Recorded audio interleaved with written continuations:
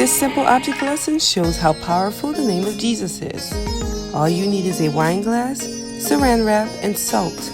It shows how sound is a disturbance that travels through a medium as a wave. In this experiment, when I say the name of Jesus, my voice disturbs the particles in the air, causing them to vibrate and make sound waves. Those sound waves travel to the plastic wrap, causing a great disturbance. These vibrations in the plastic wrap causes the salt to disperse. If the sound of my voice calling Jesus' name can make salt fly everywhere, calling his name for whatever we face will move mountains, shake foundations, and cause demons to tremble.